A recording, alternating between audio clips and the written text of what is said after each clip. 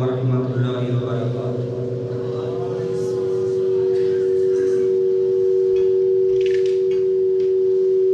ان الحمد للہ نحمده ونستعینه ونستغفره ونعوذ باللہ من شرور انفسنا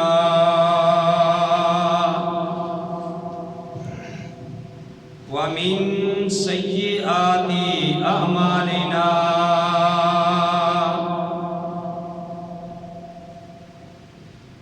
من يهده الله فلا مضل له ومن يضلل فلا هادي له وأشهد أن لا إله إلا الله وحده لا شريك له وأشهد أن محمدا عبده ورسوله يا أيها الذين آمنوا اتقوا الله حق تقاته ولا تموتن إلا وأنتم مسلمون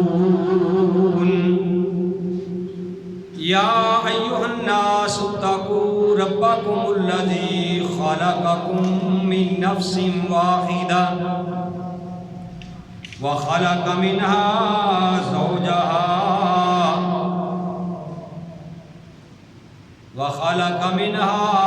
زوجها وبث منكم رجالا كثيرا ونساء واتقوا الله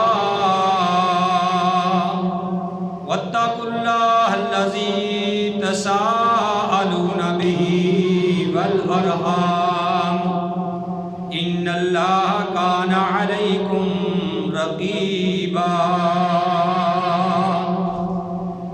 يا أيها الذين آمنوا اتقوا الله وقولوا قولا سديدا يصلح لكم أعمالكم ويغفر لكم ذنوبكم ومن يطع الله ورسوله فقد فاز فوزا عظيما أما بعد فإن خير الحديث كتاب الله وخير الهدي هدي محمد صلى الله عليه وآله وسلم وشر الأمور محدثاتها وكل محدثة بدعة وكل بدعة ضلالة وكل ضلالة في النار أعوذ بالله السميع العليم من الشيطان الرجيم بسم الله الرحمن الرحيم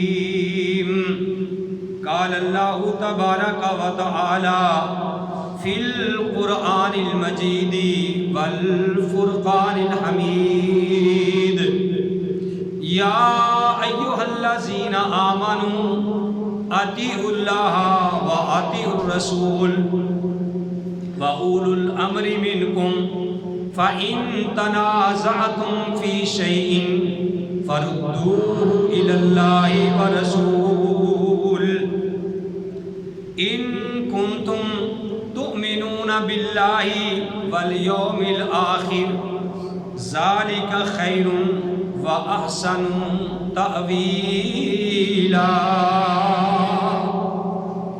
اے ایمان والو، تم کہنا مانو اللہ کا اور اس کے رسول کا، اور جو تمہارے حاکم ہیں ان کا۔ اگر تمہارا کسی چیز میں جھگڑا ہو جائے تو اپنے جھگڑے کو لٹا دو اللہ اور اس کے رسول کی طرف۔ اگر تم ایمان رکھتے ہو اللہ پر اور آخرت پر، یہ تمہارے لیے بہت ہی بہتر ہے اور انجام کے لحاظ سے بڑی ہی اچھی بات ہے۔ محمد کی جس دل میں الفت نہ ہوگی، سمجھ لو کہ قسمت میں جنت نہ ہوگی۔ بھٹکتا رہا ہے بھٹکتا رہے گا، محمد سے جس کو عقیدت نہ ہوگی۔ حضرات، حمد و ثنا کے لائق اللہ وحدہ لا شریک کی ذات پاک ہے۔ وہ اللہ جو ان اللہ علی کل شیء قدیر ہے، وہ ہر چیز پہ قادر ہے، فعال لما یرید ہے، وہ کرتا ہے جو چاہتا ہے، لا مشیر لہ ولا مزیر لہ، نہ اس کا کوئی مشیر ہے جس سے اللہ مشورہ لے، ولا وزیر لہ، نہ ہی اللہ کا کوئی وزیر ہے۔ وہ وحدہ لا شریک ہے، وہ اکیلا ہے، اس کا کوئی شریک نہیں، اور وہ اللہ ہمیشہ سے ہے، ہمیشہ رہے گا۔ اذا اراد شیئا، جب وہ کسی چیز کا ارادہ کرتا ہے، اذا اراد شیئا ان یقول لہ کن، وہ کہتا ہو جا، فیکون، تو وہ چیز ہو جاتی ہے۔ اگر ہم نے یہ سمجھ آ جائے تو میرے بھائیو سارے مسئلے حل ہو جائیں۔ حمد و ثنا کے بعد لاکھوں اور کروڑوں درود و سلام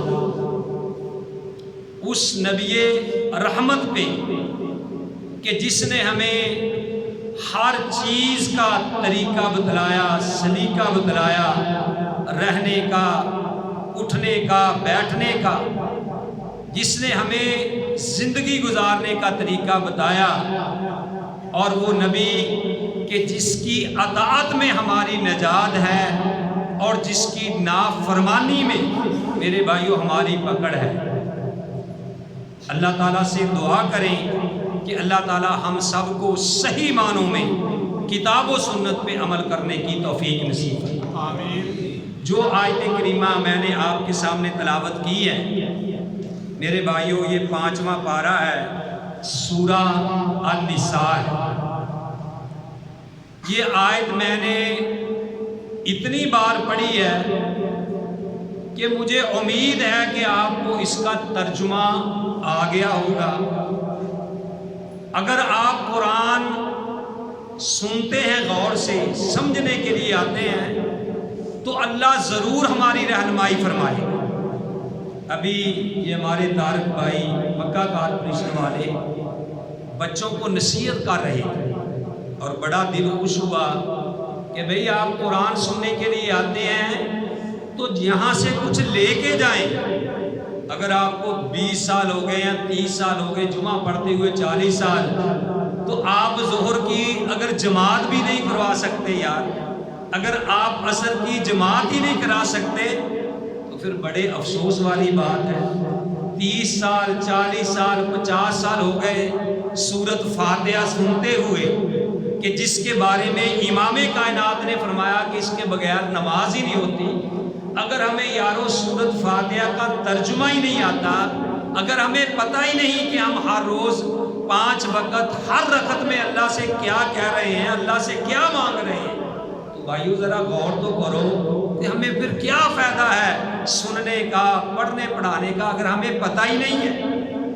اسی طرح جو حافظ قرآن ہیں، یہ ماشاءاللہ بچے حفظ کر رہے ہیں، اللہ سب بچوں کو ہی حافظ قرآن بنائے، اور جو قاری ہمارے قاری شاہد نواز صاحب پڑھا رہے ہیں، اللہ ان کو بھی تندرستی اور صحت عطا فرمائے۔ تو گزارش یہ ہے کہ صرف حفظ کر لینا ہی کافی نہیں ہے۔ اس کی مثال تو ایسی ہے، شاید میں نے پہلے بھی یہ مثال دی ہو، کہ ایک بندے نے پنجرے میں ایک طوطا رکھا ہوا تھا جس کو رات طوطا کہتے ہیں۔ اب جس کا وہ طوطا تھا اس نے طوطے کو یہ بات سکھلائی کہ بھئی میں اس پنجرے سے نکل کر کبھی نہیں جاؤں گا، میں اس پنجرے سے نکل کر کبھی نہیں جاؤں گا۔ اب طوطے نے یہ بات رٹ لی، وہ بھی ہر وقت طوطا یہی کہتا تھا کہ میں اس پنجرے سے نکل کر کبھی نہیں جاؤں گا، میں اس پنجرے سے نکل کر کبھی نہیں جاؤں گا۔ تو جو مالک تھا اس نے کہا کہ یار میں اس کا دروازہ کھولوں تو صحیح پنجرے کا، دیکھیں کہ اپنی وفا میں کتنا پکا ہے، ہر وقت جو کہتا کہ میں اس پنجرے سے نکل کر کبھی نہیں جاؤں گا۔ تو جب اس نے طوطے کا وہ پنجرا کھولا، اس کا دروازہ کھولا، تو طوطا نکل کے اڑتا جا رہا تھا اور یہ کہتا جا رہا تھا کہ میں اس پنجرے سے نکل کے کبھی نہیں جاؤں گا، میں اس پنجرے سے نکل کے کبھی نہیں جاؤں گا، کیونکہ طوطے کو پتہ نہیں تھا کہ اس کا معنی کیا ہے، اس نے بس یہ بات رٹ لی تھی۔ تو بھائیوں، بتانے کا مقصد یہ ہے کہ اگر ہم غور نہیں کریں گے، ہمیں پتہ ہی نہیں کہ قرآن کیا کہہ رہا ہے، تو پھر ہمارا بھی اس طوطے والا ہی حساب ہوگا کہ اللہ نے قرآن میں کہا وَأَقِیمُوا الصَّلَاةَ، نماز قائم کرو۔ اب وہ حافظ قرآن ہے، حفظ سینے میں قرآن کو جمع کر لیا ہے، وہ پڑھتا ہے بڑی خوشحالی کے ساتھ، خوشحالی کے ساتھ کہ وَأَقِیمُوا الصَّلَاةَ وَآتُوا الزَّکَاةَ، لیکن نماز وہ پڑھتا ہی نہیں، کیونکہ اس کو پتہ ہی نہیں کہ اس آیت کا معنی کیا ہے۔ وہ آیت پڑھتا ہے جیسا کہ آج میں نے پڑھی ہے کہ یا ایھا الذین آمنوا اطیعوا اللہ و اطیعوا الرسول، کہ اے ایمان والو اطاعت کرو اللہ کی اور اس کے رسول کی، وَأُولُو الْأَمْرِ، اور اپنے حاکموں کی، فَإِن تَنَازَعْتُمْ فِي شَيْءٍ، اگر تمہارا کسی چیز میں جھگڑا پڑ جائے، فَرُدُّوهُ إِلَى اللَّهِ وَرَسُولِهِ، اس اپنے جھگڑے کو اللہ اور اس کے رسول کی طرف لوٹا دو۔ اگر آپ کو ترجمہ ہی نہیں آتا تو میرے بھائیوں، آپ تو پھر ایک سنی سنائی بات کہتے جا رہے ہیں، طوطے والا پھر آپ کا حساب ہے۔ اگر آپ کو اس کا ترجمہ آتا ہو تو پھر کم از کم آپ تھوڑی بہت ہی کوشش تو کرو گے نا کہ بھئی اللہ نے کہا کہ اطیعوا اللہ و اطیعوا الرسول، اللہ کا قرآن کہتا ہے ہر جمعے مختلف مقامات سے، سورہ احزاب سے، نساء سے، مختلف مقام عمران سے، یعنی 3 یہ آیات جو ہیں یہ ہر جمعے ہر خطیب تقریباً پڑھتا ہے۔ تو اگر ہمیں اس کا ترجمہ ہی نہیں آتا، انزلہ وہ آدمی کی بات سنو، اگر ہمیں یعنی ترجمہ ہی نہیں آتا تو میرے بھائیوں پھر فائدہ کیا؟ اب ہر جمعہ یہ پڑھا جاتا ہے یا ایھا الذین، ادھر دیکھو میری طرف بھائی، یا ایھا الذین آمنوا اتقوا اللہ وقولوا قولا سدیدا، کہ اے ایمان والو اللہ سے ڈرو، جب بھی بات کرو صاف کھری سیدھی بات کرو۔ اس کا رزلٹ کیا نکلے گا؟ یصلح لکم اعمالکم، اللہ تمہارے اعمال درست کر دے گا۔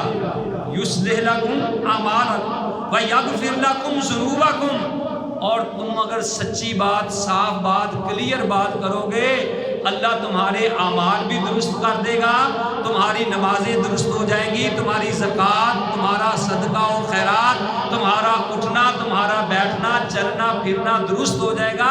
صرف اتنی ہی بات نہیں، وَيَغْفِرْ لَكُمْ ذُنُوبَكُمْ، اللہ تمہاری زندگی کے گناہوں کو بھی معاف کر دے گا۔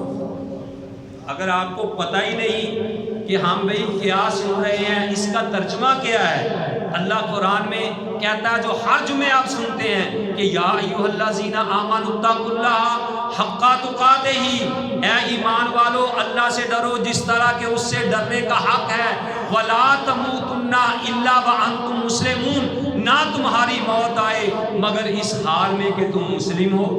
دیکھنا کہیں بے نماز ہو کے نہ مر جانا، کسی کے حق کھاتے ہوئے نہ مر جانا، کسی پہ ظلم کرتے ہوئے نہ مر جانا، چوریاں کرتے ہوئے، ڈاکے مارتے ہوئے، رشوت لیتے ہوئے، سود کھاتے ہوئے نہ مر جانا۔ تمہاری موت آئے تو سجدے میں موت آئے، موت آئے تو قرآن پڑھتے ہوئے موت آئے، موت آئے تو نبی پہ درود پڑھتے ہوئے موت آئے، موت آئے تو اپنے رشتہ داروں کے ساتھ اچھے تعلقات قائم کرتے ہوئے تمہاری موت آئے۔ آئے، تمہاری موت آئے تو اپنے بچوں سے اچھا سلوک کرتے ہوئے تمہاری موت آئے۔ تو میرے بھائیوں جب ہم یہ ترجمہ پڑھیں گے ہمیں پتہ ہوگا کہ اللہ قرآن میں کیا کہتا ہے، تبھی ہم یہ اس پہ عمل کریں گے۔ اگر ہمیں پتہ ہی نہیں، آتے ہیں جی 8 دن کے بعد کیا پڑھ کے آئے، جمعہ مولوی صاحب نے کیا پڑھایا یہ تو پتہ نہیں، مولوی صاحب نے کیا پڑھایا جی یہ تو کوئی پتہ نہیں۔ تو طارق صاحب بتلا رہے تھے کہ بچوں آپ کو یہ پتہ ہونا چاہیے کہ آج خطیب نے، قاری صاحب نے، مولوی صاحب نے کیا مسائل جمعۃ المبارک کے خطبہ میں بیان کیے ہیں، آپ اپنے گھر والوں کو جا کے بتاؤ۔ تو یہ بات صرف بچوں کے لیے نہیں، ہم سب کے لیے ہے میرے بھائیوں، کہ ہمیں یہ کوشش کرنی چاہیے کہ ہمیں جو ہم سن رہے ہیں اس کو دل میں دماغ میں بٹھائیں اور اپنے گھر والوں کو، اور کسی کو نہیں، کم از کم اپنے گھر میں تو جا کے بتائیں کہ آج ہم یہ مسائل سن کے آئے ہیں، تو پھر ہماری زندگی میں انقلاب آئے گا۔ اگر ہم یہ صحیح معنوں میں قرآن پڑھ لیں تو اللہ کی قسم بہت سارے مسائل کا حل خود بخود ہی ہو جائے گا۔ یہ لڑائیاں، یہ جھگڑے، یہ اختلافات، یہ آپس میں فرقہ بندیاں کیوں ہیں؟ ہم قرآن پہ غور ہی نہیں کرتے، ہم قرآن کو سمجھتے نہیں ہیں، ہم قرآن کی طرف آتے ہی نہیں ہیں۔ اگر ہم اس کی طرف آئیں تو میرے بھائیوں جو آیت کریمہ آج پڑھی ہے اس کا ترجمہ ہر ایک کو آنا چاہیے۔ سنو پھر، میں نے پہلے بھی کہا کہ یا ایھا الذین آمنو، کیا اس کا معنی بھئی؟ اے ایمان والو، یا ایھا الذین آمنو، اے ایمان والو، اطیعوا اللہ و اطیعوا الرسول، اطاعت کرو کس کی؟ اللہ کی اور اس کے رسول کی۔ اگر تمہارا جھگڑا پڑ جائے اللہ اور اس کے رسول کی اطاعت کرتے ہوئے، اپنے حاکموں اللہ اور رسول کی اطاعت کرتے ہوئے تو جھگڑا پڑتا ہی نہیں۔ اور جو تمہارے حاکم ہیں، جیسے ہمارے وقت اب ہمارے حاکم ہیں، ٹھیک ہے نا، ہمارے وزیر اعظم ہیں یا جو بھی ہمارے اوپر حکومت کر رہے ہیں، ان کی بھی تم نے اطاعت کرنی ہے۔ لیکن بدقسمتی سے اطاعت ہم نے کیا کرنی ہے میرے بھائیوں؟ ہم تو نبی کا یہ فرمان بھول ہی گئے ہیں کہ حاکم کی بھی اطاعت کرنی ہے۔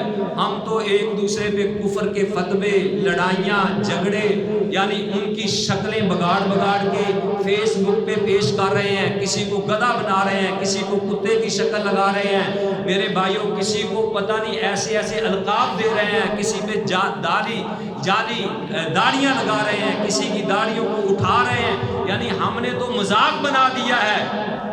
اسی لیے ہمارے اوپر ایسے حکمران جو ہیں مسلط ہوئے ہیں کہ ہم خود سے ہی نہیں، ہم قرآن کو نہیں پڑھتے، قرآن کی طرف ہم آتے نہیں ہیں۔ تو میرے بھائیوں قرآن کی طرف آؤ اگر آپ اپنی زندگی میں انقلاب لانا چاہتے ہیں۔ پیارے نبی کی بات کی طرف آؤ کہ پیارے نبی صلی اللہ علیہ وسلم کی بات جیسی کسی کی بات نہیں، آپ کی ذات جیسی کسی کی ذات نہیں ہے۔ ہمیں نبی کی بات پہ یقین ہونا چاہیے۔ اب دیکھو حضرت امیر معاویہ رضی اللہ تعالیٰ عنہ کے بارے میں کسی نے شکایت کی عبداللہ بن عباس سے، عبداللہ بن عباس رضی اللہ تعالیٰ عنہما۔ اور اتنی بات تو سمجھو کہ ایک صحابی کا نام آئے تو کہنا ہے رضی اللہ تعالیٰ عنہ، اللہ ان سے راضی ہو۔ اگر 2 صحابہ کا نام آئے تو کہو رضی اللہ تعالیٰ عنہما، اللہ ان دونوں پہ راضی ہو۔ اور اگر زیادہ صحابہ کا نام آئے تو کہا کرو رضی اللہ تعالیٰ عنہم، اللہ ان سب سے راضی ہو۔ یعنی ان سے ان کے شاگرد نے شکایت کی کہ امیر معاویہ رضی اللہ تعالی عنہ وہ ہمیشہ ایک ہی وتر پڑھتے ہیں، جبکہ نبی علیہ السلام نے کبھی 3 وتر پڑھے ہیں، کبھی 5 وتر پڑھے ہیں، کبھی 7 وتر پڑھے ہیں، لیکن امیر معاویہ رضی اللہ تعالیٰ عنہ ایک ہی وتر پڑھتا ہے۔ تو انہوں نے جواب دیا کہ ان کو پڑھنے دو، ان کو پڑھنے دو، فَإِنَّهُ قَدْ صَاحِبَ رسول اللہ صلی اللہ علیہ وسلم، اس لیے کہ وہ رسول اللہ کے ساتھی ہیں، وہ رسول اللہ کے صحابی ہیں۔ تو میرے بھائیوں جب رسول اللہ کے صحابی کے نفل کے اوپر کوئی بندہ بحث نہیں کر سکتا، کوئی تنقید نہیں کر سکتا، تو پھر اس کے ایمان پہ کیسے تنقید کی جا سکتی؟ یہ دین سے دوری کی باتیں ہیں. کیوں؟ وہ صحابہ قرآن سنتے تھے، نبی کی بات سنتے تھے تو ان کو ایک فکر لاحق ہو جاتی تھی کہ بھئی اب یہ نبی نے بات بتا دی ہے. حضرت عمر فاروق سب کہہ دو رضی اللہ تعالی عنہ. سنیے بات جاگ کے ذرا. وہ جب نماز پڑھا رہے تھے اللہ نے ان کی دعا قبول کی تو ابو فروز لولو نے جو یعنی وہ غلام تھا اس نے عمر فاروق رضی اللہ تعالی عنہ خنجر کا وار کیا. کس کا وار کیا؟ خنجر کا وار کیا. ان کی انتڑیاں کٹ گئی تو ان کے سامنے دودھ لایا گیا. عمر فاروق رضی اللہ تعالیٰ عنہ کے سامنے جب دودھ پیش کیا گیا تو دودھ سارا پسلیوں کی طرف سے نکل گیا. اتنا زبردست اس ملعون لعنتی نے خنجر مارا تھا. تو جب نکل گیا طبیب کو بلایا. طبیب نے کہا اے امیر المومنین، ذرا بات غور سے سنیے کہ صحابہ کو اپنی کتنی فکر ہے. کہنے لگے اے امیر المومنین، اگر آپ کوئی نصیحت کرنا چاہتے ہیں، کوئی وصیت کرنا چاہتے ہیں تو کر دو، کیونکہ اب آپ زندہ نہیں رہ سکتے. عمر فاروق رضی اللہ تعالیٰ عنہ نے اپنے بیٹے عبداللہ کو بلایا. کس کو بلایا بھائی؟ عبداللہ کو بلایا. اس کو بلا کے کہنے لگے، حضرت عمر فاروق رضی اللہ تعالیٰ عنہ اپنے بیٹے کو کہنے لگے کہ بیٹا ایسا کرو کہ تم حذیفہ بن یمان کو بلا کے لاؤ. کس کو بلا کے لاؤ؟ حذیفہ بن یمان رضی اللہ تعالیٰ عنہ. ان کو بلا کے لاؤ. یہ حذیفہ بن یمان کون تھا؟ نبی کریم صلی اللہ علیہ وسلم نے ان کو لسٹ دی تھی، نام بتائے تھے جو بندہ منافق ہے، جو بندہ منافق ہے. پیارے نبی علیہ الصلوۃ والسلام نے حذیفہ بن یمان کو یہ بتایا تھا کہ فلاں فلاں بندہ منافق ہے. تو فرمایا جاؤ حذیفہ بن یمان کو بلا کے لاؤ. اے بزرگ سوگے کرسی والے، یہ تو مزہ نہیں آتا ہے. نہیں تسی میرے وال دیکھو. تو جب بلا کے اس کو لایا گیا تو عمر رضی اللہ تعالیٰ عنہ کہنے لگے دیکھو جن کو نبی کی بات کا فکر ہے، قرآن جنہوں نے سمجھا ہے، کہنے لگے حذیفہ یار مجھے ایک بات بتلا دے اللہ واسطے کہ جو نبی علیہ الصلوۃ والسلام نے تیرے سامنے لسٹ پیش کی ہے اس میں میرا نام تو نہیں ہے. کون کہہ رہے ہیں؟ عمر فاروق رضی اللہ تعالی عنہ. وہ فاروق کے جس کو دیکھ کے شیطان راستہ تبدیل کر دیتا تھا، وہ فاروق جو زمین پہ بولتا رب قرآن بنا کے نازل کر دیتا تھا، وہ فاروق کہ جس کی زبان پہ سوائے حق کے کوئی اور بات نہیں نکلتی تھی. عمر فاروق کہنے لگے حذیفہ مجھے بتلا دے کہ منافقوں کی لسٹ میں میرا نام تو نہیں ہے. تو پھر اس نے کہا کہ میں نے وعدہ کیا، اللہ کے نبی نے مجھ سے وعدہ لیا کہ کسی کو بتانا نہیں. عمر رضی اللہ تعالیٰ عنہ کہنے لگے ٹھیک ہے تو نے وعدہ کیا ہے، لیکن یہ بات تیرے پاس ہے، نبی کو معلوم ہے یا اللہ کو معلوم ہے، تو میں اللہ کا واسطہ دے کے کہتا ہوں میں اب کسی سے کون سا یہ راز آؤٹ کرنا ہے، تو مجھے صرف اتنا بتا دے. وہ حذیفہ بن یمان اتنا روئے کہ ہچکی بند گئی ان کی، رونے لگے، آواز نہ نکلے. بڑی مشکل سے کنٹرول کر کے کہنے لگے اے عمر فاروق آپ کا نام اس لسٹ میں نہیں ہے، آپ کا نام اس لسٹ میں نہیں ہے. تو جب یہ بات کہی اور ساتھ یہ بھی کہا کہ آج میں مجبوری سے یہ بات بتانے لگا ہوں، تو پھر عمر رضی اللہ تعالیٰ عنہ نے کہا یہ واقعہ لمبا چوڑا ہے کہ جاؤ عائشہ سے پوچھو رضی اللہ تعالیٰ عنہا سے کہ عمر کو ابو بکر اور نبی کے ساتھ جگہ مل سکتی ہے. عائشہ نے کہا کہ بھئی جگہ تو میں نے اپنے لیے رکھی تھی، لیکن آج امیر المومنین نے بات کہی ہے تو میں اپنی جگہ قربان کرتی ہوں، یہاں آئے اور عمر آ کے ان کے قریب دفن ہو جائے. تو جناب جب عمر رضی اللہ تعالیٰ عنہ کو پتہ چلا کہ اس نے اجازت دے دی ہے، پھر اپنے بیٹے عبداللہ کو کہتے ہیں کہ اے عبداللہ جب میرا جنازہ لوگ پڑھے تو تو نے دیکھنا ہے کہ اس میں حذیفہ بن یمان ہے،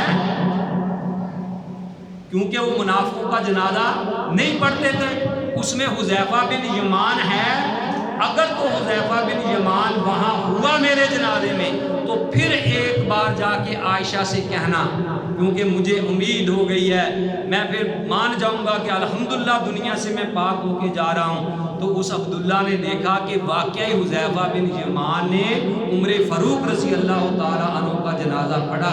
میں لمبی چوڑی بات نہیں کرنا چاہتا، میں صرف یہ بتانا چاہتا تھا کہ اتنی شان کے باوجود جب کہ ان کو جنت کی خوشخبریاں مل چکی تھی، پھر بھی آخری وقت میں حذیفہ بن یمان سے پوچھا کہ میرا نام منافقوں کی لسٹ میں تو نہیں ہے؟ میرے بھائیو، ہمیں پرواہ ہی کوئی نہیں، ہم دن رات بے ایمانی کرتے ہیں، نوٹ جاری چلا دیتے ہیں، اپنی دکانوں پہ میرے بھائیو چیز پاکستان کی بنی ہوتی ہے، وہاں میڈ ان چائنا کی مہر لگا دیتے ہیں، جھوٹ بولتے ہیں، دن رات رشوتیں لیتے ہیں، ایک دوسرے کا حق کھاتے ہیں اور فراڈ دھوکہ کرتے ہیں، کسی کا حق مارتے ہیں، تو ہمیں کوئی پرواہ ہی نہیں ہے، ٹھیک ہے نا؟ تو کیسے انقلاب آئے گا جب ہم اپنے آپ کو درست نہیں کریں گے؟ تو میرے بھائیوں پر انقلاب آنا بڑا مشکل ہے۔ میں یہ کہہ رہا تھا کہ دیکھو، میں نے آیت پڑھی ہے کہ یار اختلافات سے بچو، اختلافات سے بچو، کم از کم ان چیزوں پہ تو ہم کمپرومائز کر لیں کہ جس سے گزارا ہو سکتا ہے۔ ہم تو ماننے کے لیے تیار ہی نہیں ہے۔ اب دیکھو، نماز جنازہ ہے، اب اس میں گنجائش ہے کہ اگر رفع الدین اس میں تم کر لو تب بھی ٹھیک ہے، نہ کرو تب بھی ٹھیک ہے، اس پہ آپ لڑائی نہ کرو۔ ہاں یہ کہہ سکتے ہیں یار بہتر ہے کہ کر لیں۔ اسی طرح عید کی تکبیریں ہیں، اس میں ہاتھ اٹھا کے اللہ اکبر اللہ اکبر، اس میں بھی گنجائش ہے، دلائل ہیں کہ یار بغیر ہاتھ اٹھائے بھی تم اللہ اکبر کہہ سکتے ہو، تو کیوں اس میں لڑائی جھگڑی ہو رہے ہیں؟ اسی طرح ہزاروں ہمارے بھائیوں مسئلے ہیں، وطر کا مسئلہ ہے، 3 کی گنجائش ہے، 7 کی ہے، 9 کی ہے، 1 کی بھی گنجائش ہے، اسی میں ہم پڑے ہوئے ہیں، رو رہے ہیں، پیٹ رہے ہیں۔ ہاں جس میں کوئی اختلاف یعنی گنجائش نہیں ہے، اس میں کوئی کمپرومائز نہیں ہے۔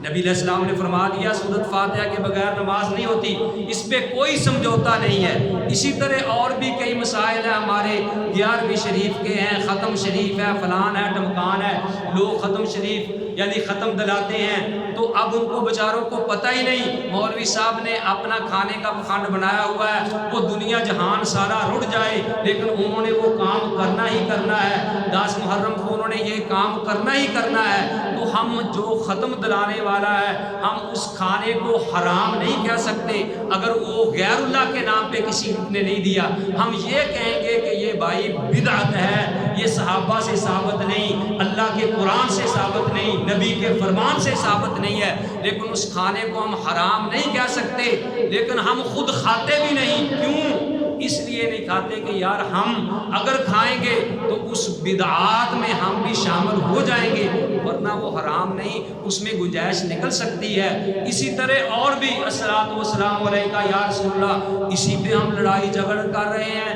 کہ دیکھو جی اذان سے پہلے کوئی کہتا پڑھنی جائز ہے، کوئی کہتا نہیں جائز۔ اللہ کے نبی صلی اللہ علیہ وسلم نے جو نماز اذان سکھلائی ہے وہ اللہ اکبر سے شروع ہوئی ہے، لا الہ الا اللہ پہ ختم ہوئی ہے۔ الصلاۃ والسلام علیکہ یا رسول اللہ مجھ سے 1000 بار کہلوا لو، یہ کہنا جرم یا شرک اس کے لیے نہیں ہے جس کی نیت یہ ہے کہ یار میں نبی پہ درود تو بھیج رہا ہوں لیکن میں نبی کو اپنے سامنے اپنی مجلس میں حاضر ناظر نہیں جانتا۔ الصلاۃ والسلام علیکہ یا رسول اللہ کا مطلب کیا ہے؟ اے اللہ کے رسول، یعنی اگر کوئی اس نیت سے کہتا کہ اللہ کے رسول یہاں موجود ہیں، میرے بھائیو اللہ کا قرآن کہتا ہے یا ایھا الذین آمنوا لا ترفعوا اصواتکم فوق صوت النبی، اے ایمان والو نبی کی آوازوں سے اپنی آواز بلند مت کرو۔ میں 1000 دفعہ الصلاۃ والسلام علیکہ یا رسول اللہ کہنے کے لیے تیار ہوں، اگر میرا یہ عقیدہ ہے کہ یہاں مجلس میں میری بات نبی علیہ الصلوۃ والسلام سن رہے ہیں، حاضر ناظر ہیں، تو میرے جیسا تو بدبخت آدمی کوئی نہیں، میرے تو سارے اعمال ضائع ہو جائیں گے، کیونکہ رب کا قرآن کہتا ہے کہ یا ایھا الذین آمنوا لا ترفعوا اصواتکم فوق صوت النبی، کہ اے ایمان والو نبی کی آواز سے اپنی آوازیں مت بلند کرو، ایسا نہ ہو کہ اللہ تعالیٰ تمہارے اعمال ہی سارے ضائع کر دے۔ اس پہ کوئی گنجائش نہیں ہے۔ اسی طرح ہزاروں مسئلے ہیں میرے بھائیوں، اس میں ہمیں گنجائش نکالنی چاہیے جس میں کوئی کفر یا شرک جو صادر نہیں ہوتا، اور جس پہ کفر و شرک کا مسئلہ ہے اس میں میرے بھائیوں کوئی کمپرومائز نہیں ہونی چاہیے۔ تو بتانے کا مقصد یہ ہے کہ یا ایھا الذین آمنوا، اے ایمان والو، اطیعوا اللہ و اطیعوا الرسول، اطاعت کرو اللہ کی اور اس کے رسول کی، واولی الامر منکم، اور جو تمہارے حاکم ہے۔ واقعہ تو میں نے پہلے بھی کئی بار سنایا ہے، لیکن چونکہ میرا موضوع یہ ہے میں یہ آخری بات بتا کے اپنی بات کو ختم کرتا ہوں۔ وہ کیا مسئلہ ہے؟ اگر آپ نے پہلے سنی ہے غور سے بات تو آپ کو یاد ہوگا، ٹھیک ہے نا، کہ عبداللہ بن حذیفہ رضی اللہ تعالی عنہ جب نبی علیہ السلام نے ان کو بھیجا امیر بنا کے، جاؤ فلاں جگہ پہ، جب وہ چند ساتھیوں کے امیر بن کے گئے، اور امیر کا حکم لازمی ماننا ہوتا ہے اس میں، یعنی جیسا مرضی امیر ہو۔ جب وہ ایک جنگل میں پہنچے، اس نے اپنے ساتھیوں کسی وجہ سے ناراض ہو گئے، اپنے ساتھیوں کو کہا کہ بھئی لکڑیاں لاؤ۔ لکڑیاں لائی گئی، لکڑیوں کو جمع کیا گیا، کہنے لگے میں تمہارا چونکہ امیر ہوں ان لکڑیوں کو آگ لگا دو، ان لکڑیوں کو کیا کرو، آگ لگا دو۔ لکڑیوں کو آگ لگا دی گئی۔ وہ کہنے لگے چونکہ میں تمہارا امیر ہوں لہذا میں آپ کو حکم دیتا ہوں، آپ کو میری بات ماننا ضروری ہے، اس آگ میں چھلانگ لگا دو۔ اب کسی نے کہا یار امیر ہے اس کی بات ماننی چاہیے، چھلانگیں آگ میں لگا دینی چاہیے۔ کسی نے کہا یار نبی علیہ السلام کا کلمہ تو پڑھا تھا جہنم کی آگ سے بچنے کے لیے، اگر دنیا میں ہی آگ میں جلنا ہے تو پھر کلمہ پڑھنے کا کیا فائدہ تھا؟ چنانچہ انہوں نے آگ نہیں لگائی، یعنی چھلانگیں آگ میں نہیں لگائی۔ تو یہ بات نبی علیہ السلام کے پاس پہنچی، آپ نے فرمایا کہ اگر تم اس کے پیچھے لگ کے آگ میں چھلانگیں لگا دیتے تو تم نے دنیا میں بھی آگ میں جلنا تھا اور آخرت میں بھی آگ میں جلنا تھا۔ کیوں؟ لا طاعت لمخلوق فی معصیت الخالق، جس جگہ پہ خالق کی نافرمانی ہو رہی ہو، کیونکہ آگ کا عذاب اللہ دے سکتا ہے اور کوئی نہیں دے سکتا، کہ جس میں لا طاعت لمخلوق فی معصیت الخالق، مخلوق میں کسی کی بھی اطاعت نہیں ہو سکتی جس میں خالق کی نافرمانی، خالق کی نافرمانی میں مخلوق کی اطاعت نہیں ہے۔ میرے بھائیوں مخلوق میں ماں باپ بھی ہیں، مخلوق میں پیر فقیر وڈیرے کرنی والے بھرنی والے سب ہیں۔ تو بھائیوں اگر تم یہ ذہن بنا لو کہ ایک طرف میرے پیارے نبی کی بات ہے، ایک طرف اللہ کا قرآن ہے، باقی سارا جہان ایک طرف ہے، ہم سارے جہان کی بات کو ٹوٹ کے اپنی نوک پہ ٹھکرا دیں گے، لیکن امام کائنات کی بات کو ہم سینے سے لگا لیں گے تو سارے مسئلے حل ہو سکتے ہیں۔ اللہ تعالیٰ سے دعا ہے کہ اللہ تعالیٰ ہم سب کو صحیح معنوں میں کتاب و سنت پہ عمل کرنے کی توفیق نصیب فرمائے۔ وما علیہ الا